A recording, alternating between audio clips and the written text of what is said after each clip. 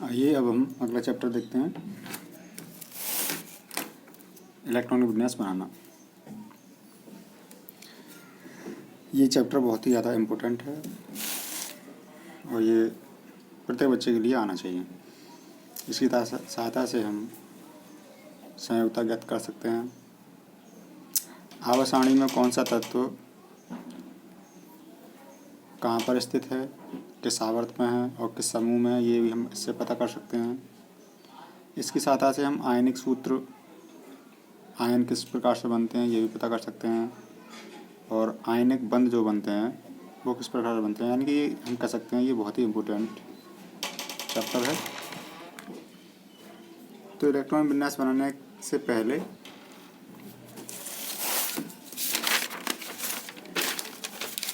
ये समझते हैं एक उदाहरण के जरिए।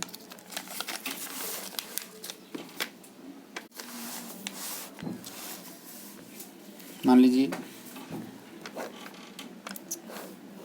ये हमारे पास कोई कमरा है, कोई कक्षा है, क्लास कह सकते हैं, 9th या 10th जो भी मान लीजिए आप। तो इस क्लास में बच्चों के बैठने की व्यवस्था करते हैं टीचर्स। तो ये हमारी बेंच पड़ी हुई है। बेंच ज़रा दूसरी स्टाइल से डाल रहे हैं ताकि आपको अच्छे समझ में आ जाए। वैसे आप जानते हैं बेंच कमरे में किस प्रकार से पड़ी होती हैं, लेकिन यहाँ आप देख रहे हो नई स्टाइल से पड़ी हुई है।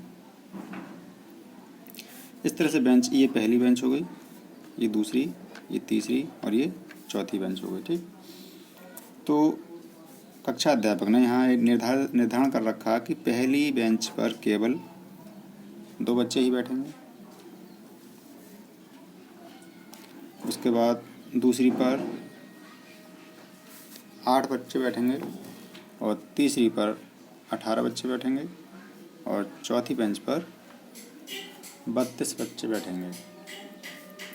ये कक्षा अध्यापक ने निर्धारित कर रखा है कि पहली बेंच पर 2, फिर 8, फिर 18, फिर 32 बच्चे बैठेंगे। तो इसका निर्धारण भी तो कह सकते हैं कि उसके बाद एक बात और ध्यान रखें कि जो बच्चा पहले आएगा वो पहली सीट यहाँ बैठ जाएगा, उसके बाद यहाँ बैठ जाएगा, उसके बाद यानी पहली सीट भरने के बाद ही बच्चा अगली सीट पर जाएगा। ये बात आप ध्यान रखें। 6, 7, 8।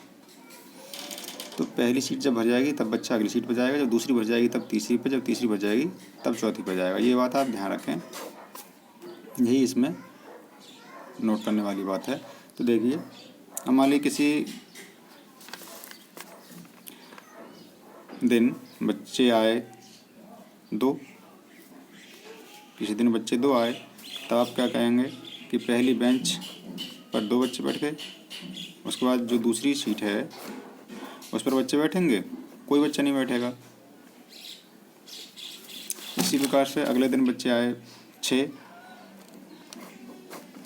जब 2 बच्चे आए तब ये कंडीशन थी, जब 6 बच्चे आएंगे तब क्या होंगे, जब 6 बच्चे आएंगे तब पहली सीट पर, ये हमने छोटी सीट बनाई, पहली सीट पर कितने बच्चे, 2, उसके बाद अगली सीट पर कितने बच्चे, जब 2 तो यहाँ बैठ गए लेकिन कुल थे 6, तो बच्चे कितने, अब 4 बचे। तो दूसरी सीट पर आते हैं कितने, 8 बच्चे। पहली पर 2 आते हैं, दूसरी पर 8 आते हैं। जब 8 बच्चे हैं ही नहीं तो कहाँ से बैठ जाएंगे, तो कितने बच्चे बचे, 4 बचे। तो दूसरी सीट पर कितने बच्चे बैठेंगे, 4 बच्चे बैठ जाएंगे। उसी प्रकार से अब बच्चे मान लो 15 आ गए। अब बच्चों की संख्या अगर 15 हो जाए तब हम फिर से वही सीट बना रहे हैं। आप जानते हैं पहली सीट पर 2, फिर 8, फिर 18। तो पहली सीट पर 2 बिठा दिए, फिर 8 बिठा दिए, 8 और 2 तो कितने हो गए, 8 और 2 10 हो गए। कितने बचे, बच्चे हैं 15, 10 बैठ गए, कितने बचे, 5 बचे। तो जब इस पर बैठ तो सकते हैं 18, लेकिन बच्चे कितने हैं, 5, तो इस पर 5 ही तो बैठा लेंगे, केवल जितने बच्चे हैं उतने ही बैठा लेंगे। जब बच्चे हैं ही नहीं तो कैसे बैठा दें 18। तो यही जो हमने अभी नियम बताए हैं, यही नियम आपको याद रखने हैं और यही नियम जो है इलेक्ट्रॉन विन्यास बनाने में आपकी बहुत मदद करेंगे। मान लीजिए ये एक क्लास है, इसमें बैठने का नियम ये है, वही नियम अगली क्लास में है, वही नियम अगली क्लास में है। तो ये जब बहुत सारे क्लास जब बन जाते हैं तब क्या बन जाता है, स्कूल बन जाता है, आप जानते हैं। इसी प्रकार से परमाणु कैसे बनता है, ये देखिए, ये पहली क्लास, ये दूसरी क्लास, ये तीसरी क्लास, ये चौथी क्लास, ये जो क्लास बन गए ये हमने क्लास बना दिए, फर्स्ट सेकंड थर्ड फोर्थ। इन क्लासों को मिलने से क्या बन जाता है, स्कूल बन जाता है। इस प्रकार से इन्हें मिलने से क्या बन जाता है, परमाणु बन जाता है। क्या हुई, परमाणु की कक्षाएं। ये परमाणु की पहली कक्षा हो गई, ये दूसरी कक्षा हो गई, ये तीसरी कक्षा हो गई, ये चौथी कक्षा हो गई। पहली कक्षा को क्या नाम दिए थे, ए, पहली कक्षा को के, फिर एल, फिर एम, फिर एन। तो ये कक्षाओं के नाम हो गए के एल एम एन। पहली कक्षा में इलेक्ट्रॉन कितने आ सकते हैं, आपको पता ही है, 2 इलेक्ट्रॉन आ सकते हैं। फिर अगली कक्षा में इलेक्ट्रॉन 8 आ सकते हैं, फिर 18 आ सकते हैं, फिर 32 आ सकते हैं। ये आपको पता ही है कि पहली कक्षा में इलेक्ट्रॉन 2 आ सकते हैं, फिर 8, फिर 18, फिर 32। अब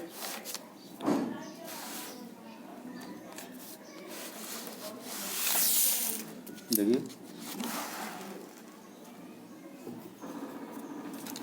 थोड़ा समझते हैं, जितना पढ़ा दिया उसके बारे में समझ लीजिए। तो प्रत्येक परमाणु के बीच में नाभिक होता है। आप सभी बच्चे जानते हैं कि प्रत्येक परमाणु के बीच में क्या होता है, नाभिक होता है। और नाभिक के अंदर क्या होते हैं, प्रोटॉन होते हैं और न्यूट्रॉन होते हैं। और इलेक्ट्रॉन नाभिक के बाहर चारों ओर निश्चित कक्षाओं में क्या करते हैं, चक्कर लगाते रहते हैं। इन कक्षाओं को ही क्या बोलते हैं, इन कक्षाओं को क्या बोलते हैं, कोष बोलते हैं या सेल भी बोलते हैं। ये जो मैंने कक्षा बताई थी, के एल एम एन, इन्हें क्या बोलते हैं, कोष। इन्हें क्या बोलेंगे, कोष या सेल, या फिर हम ऑर्बिट बोलते हैं। ठीक,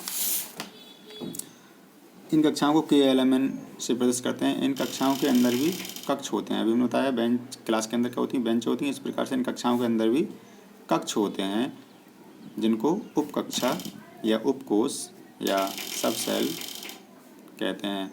इन उप कक्षाओं को क्या कहते हैं, SPDF। देखिए,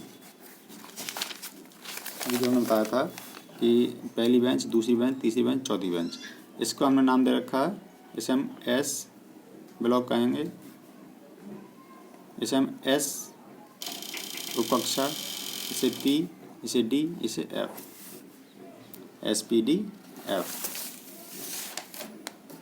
देखिए,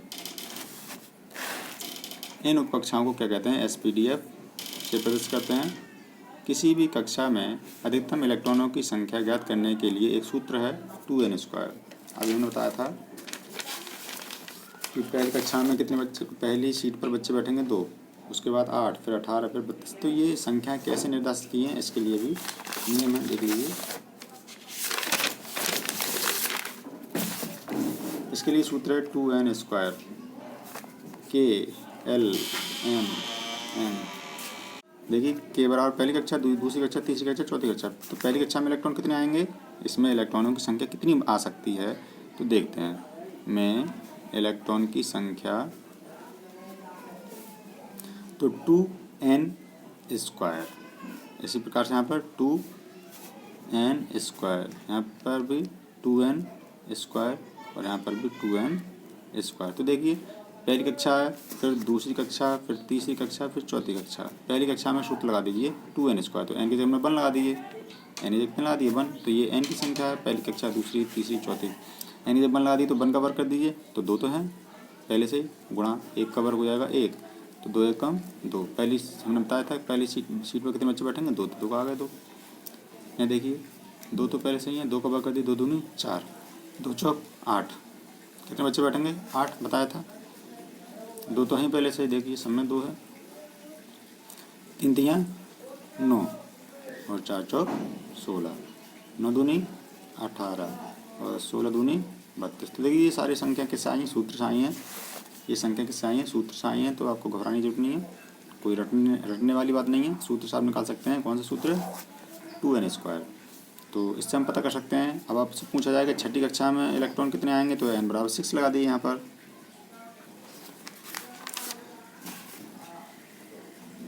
एक फॉर्मूला हमने यहाँ पर लगा के दिखाया है कि k में अधिकतम इलेक्ट्रॉनों की संख्या 2n², n की जगह 1 लगा दिया हमने, और 2 × 1 बराबर 2।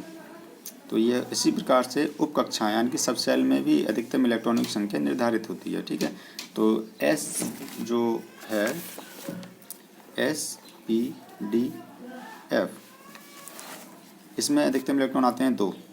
S में कितने इलेक्ट्रॉन आएंगे अधिकतम 2, P में कितने आते हैं 6, और D में 10, और इसमें 14। अब किस तरह से आते हैं वो भी समझ लीजिए। देखिए, इसके लिए एक बॉक्स होता है छोटा सा, और इसके लिए भी एक बॉक्स होता है बड़ा थोड़ा, और इससे बड़ा, और इससे भी बड़ा। तो आप देखिए, ये बॉक्स है जिसमें 2 इलेक्ट्रॉन आते हैं।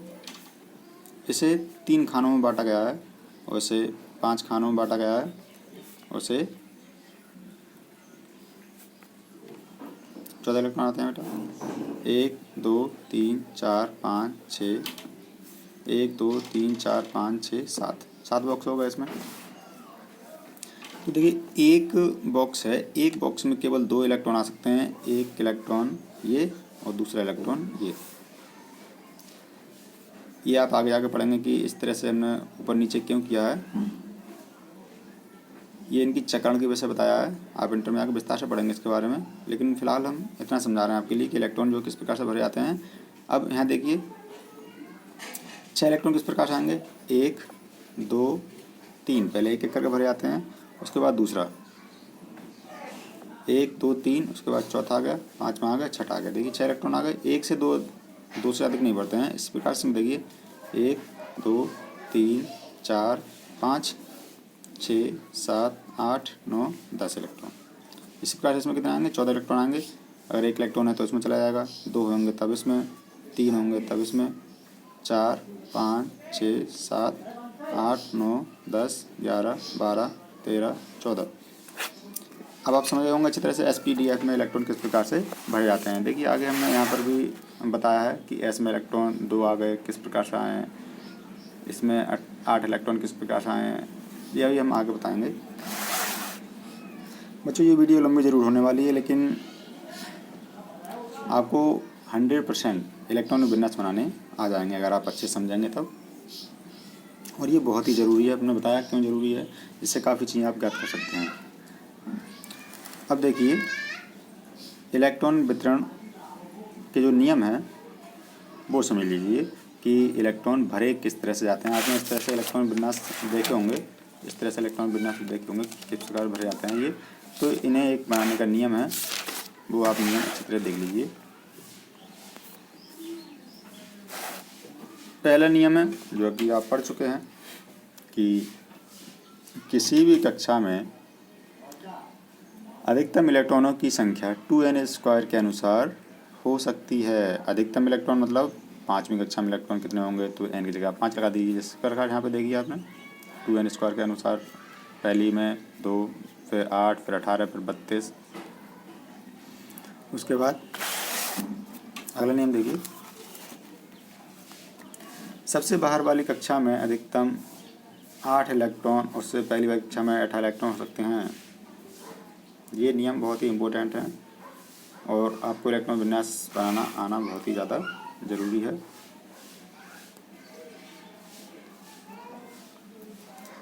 देखिए, सबसे बाहर वाली कक्षा में अधिकतम 8 इलेक्ट्रॉन हो सकते हैं और उसके पहले वाली कक्षा में 18 इलेक्ट्रॉन हो सकते हैं।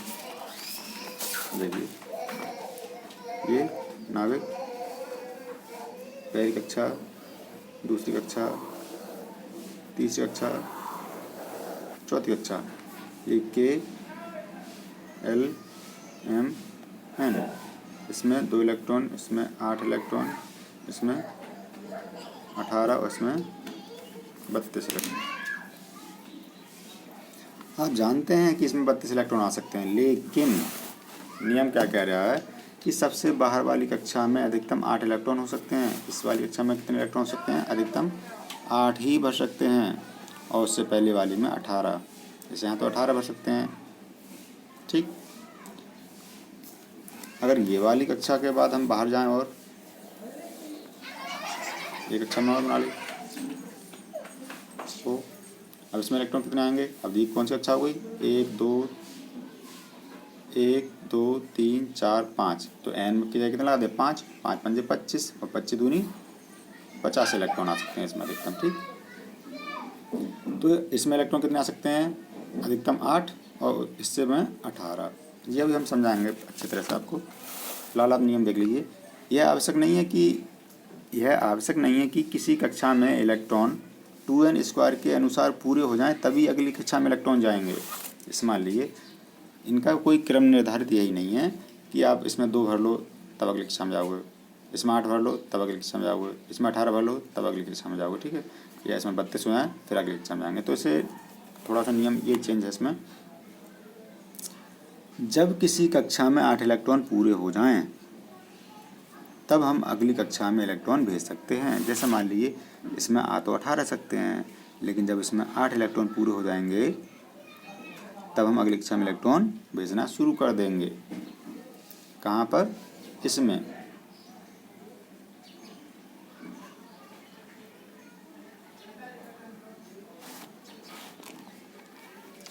उसके बाद देखिए सबसे बाहरी कक्षा में 2 इलेक्ट्रॉन और उससे पिछली वाली कक्षा में 9 इलेक्ट्रॉन से अधिक तब तक नहीं हो सकते जब तक कि बाहर से तीसरी कक्षा में 2n² के अनुसार इलेक्ट्रॉन पूरे ना भर जाएं। ये नियम बहुत ही ज़्यादा इम्पोर्टेंट है। सबसे बाहरी कक्षा में 2 इलेक्ट्रॉन, देखो सबसे बाहरी कक्षा में इलेक्ट्रॉन कितने आ सकते हैं? 8 आ सकते हैं, लेकिन 2 से अधिक नहीं भर सकते। कब तक? जब तक कि बाहरी वाली कक्षा में 2 से अधिक इलेक्ट्रॉन नहीं भर सकते और उससे पहली वाली कक्षा में 9 से अधिक इलेक्ट्रॉन नहीं भर सकते। कब तक नहीं भर सकते? जब तक कि बाहर से तीसरी कक्षा, बाहर से तीसरी मतलब बाहर से पहली, बाहर से दूसरी, बाहर से तीसरी, जब तक कि इसमें 18 इलेक्ट्रॉन नहीं हो जाएंगे पूरे तब तक हम इसमें 2 से अधिक इलेक्ट्रॉन और इसमें 9 से अधिक इलेक्ट्रॉन नहीं भर सकते। आइए अब इसमें हम समझते हैं विस्तार से। इलेक्ट्रॉन बिल्डास बना के दिखाएंगे आपको, तब आपको अच्छे समझ आएगा। देखिए ये तो हमने आपको बताई दिए कि पहली में 2 इलेक्ट्रॉन, फिर 8 इलेक्ट्रॉन। 8 इलेक्ट्रॉन कैसे होंगे? एस और पी भी आ गया। इसमें देखो एस पी के साथ क्या आ गया? डी आ गया। तो इसमें 2, इसमें 6 और इसमें 10, तो कुल मिला कितने हो गए? 2 और 6 8 और 10 18 इलेक्ट्रॉन हो गए। अब देखिए इसमें एस के साथ पी आ गया, पी के साथ डी आ गया, डी के साथ क्या आ गया? एफ आ गया। तो कुल मिला के इलेक्ट्रॉन कितने हो गए? 32 हो गए। आइए कुछ परमाणु क्रमांक हमने लग रखे हैं यहाँ पर। ये क्या है? परमाणु क्रमांक हैं। इनके क्या बनाएंगे हम? इलेक्ट्रॉनिक विन्यास बनाकर देखते हैं कि किस प्रकार से जो हमने नियम बने हैं या जो हमने नियम पढ़े अभी वो किस प्रकार से काम करते हैं। तो देखिए आप जानते हैं कि पहली कक्षा, चलिए हम लाइन खींच ले रहे हैं। ये हमने पहली कक्षा निर्धारित कर दी, ये दूसरी कक्षा, ये तीसरी कक्षा और ये चौथी कक्षा। ऐसा हम नाम दिया KLM, KLM और M। देखिए जब एक इलेक्ट्रॉन है तो आप जानते हैं पहली सीट पर बच्चा जब एक आया तो एक ही बैठेगा, तो इसका इलेक्ट्रॉन विन्यास एक ही होगा। अब जब 2 बच्चे आ गए तो पहली सीट पर कितने बच्चे बैठ सकते हैं? 2 बच्चे बैठ सकते हैं, तो 2 बच्चे बैठा दिए। और जब 3 बच्चे आ गए तो पहली सीट पर तो 2 ही बच्चे बैठते हैं, ये तो आप जानते ही हैं। बच्चा बचा कितना? एक, तो वो क्या चला जाएगा? अगली सीट पर। कौन सी सीट पर? अगली सीट पर। तो बच्चा एक ही तो है, जबकि आप जानते हैं इसमें कितने बच्चे आ सकते हैं? 8 बच्चे आ सकते हैं। अब आप क्या करोगे? जब 4 हो गए बच्चे तो पहली पर 2 और दूसरी पर भी 2 बैठा दिए। जब 5 बच्चे आ गए तब पहली पर भी 2 बच्चे बैठा दिए और अगली पर 3 बच्चे बैठा दिए। अब जब बच्चे 6 हो गए तो पहली पर 2, उसके बाद 4 बच्चे। तो इस प्रकार से यहाँ पे देख रहे होंगे बच्चे क्या होंगे? बढ़ते जाएंगे। देखिए ठीक है, यहाँ तो उसमें 2 फिक्स कर दीजिए आप। पहली सीट पर कितने बच्चे बैठेंगे? 2 बच्चे ही बैठेंगे। उसके बाद यहाँ हो गए 5, यहाँ हो गए 6, यहाँ हो गए 7, यहाँ हो गए 8। अब आप देखिए ज़रा ध्यान से, जब बच्चे यहाँ पर 8 हो गए, ठीक, तब क्या होगा, जो अगला आएगा उसमें तो 8 ही आ सकते हैं। 8 और 2 10, बच्चे हैं कितने, 11, तो अगला कहाँ चला गया, अगली बेंच पर जाएगा, जिसमें बच्चे कितने आ सकते हैं, 18 आ सकते हैं। बच्चे कितने आ सकते हैं, इसमें 18 आ सकते हैं, तो इसमें एक बच्चा आ गया, ठीक। उसके बाद फिर 8, फिर 2, ठीक, फिर 8, फिर 3, 4, तो ये हम भर दें। फिर 8, यहाँ पर 5 इलेक्ट्रॉन हो सकते हैं, ठीक। फिर 8 6, 8 7, 8 8 और 8 8 और 1। देखिए ध्यान से, जो अब आप सोच रहे होंगे कि इसमें तो 18 इलेक्ट्रॉन आ सकते हैं, तो इसमें 18 क्यों नहीं भरे, यहाँ 9 10 11 12 क्यों नहीं करे। तो यही समझना है यहाँ पर कि हमने जो नियम पढ़े थे वो क्या पढ़े थे। आपने पढ़ा था कि सबसे बाहर की कक्षा में 2 और उससे पहली वाली कक्षा में 9 से अधिक इलेक्ट्रॉन तब तक नहीं हो सकते जब तक कि उस बाहर से तीसरी कक्षा क्या हो जाए, पूरी तरह से ना भर जाए नियम के अनुसार। तो देखिए, तो ये भरी हुई है पहले से ही, तो इसमें अब 8 और 8 और 2 इलेक्ट्रॉन, तो इसमें 2 से अधिक इलेक्ट्रॉन हो सकते हैं, लेकिन 2 से इलेक्ट्रॉन अधिक तब करेंगे जब ये पूरी भर जाएगी। तो पहले इसे पूरा भरते हैं, तो इसमें 8, उसके बाद इसमें 9 इलेक्ट्रॉन आ गए, ठीक, और यहाँ पे 2 इलेक्ट्रॉन। अब आप क्या सोच रहे होंगे, इसमें 2 इलेक्ट्रॉन चलते रहेंगे, इसमें 8 10 2, 8 10 3 2, यहाँ 11 इलेक्ट्रॉन, ठीक है। देखिए 2 8, यहाँ 12 और यहाँ पर 2 इलेक्ट्रॉन। तो इस तरह से हम जो है बना सकते हैं इलेक्ट्रॉनिक कॉन्फ़िगरेशन या इलेक्ट्रॉनिक विन्यास। चलिए कुछ स्पेशल देखते हैं थोड़ा सा। 26, देखिए पहली कक्षा में इलेक्ट्रॉन 2 आ गए, उसके बाद 8 इलेक्ट्रॉन, ठीक, उसके बाद 18 इलेक्ट्रॉन आते हैं, उसके बाद आते हैं 32 इलेक्ट्रॉन। हमारे पास कितने इलेक्ट्रॉन हैं, 26।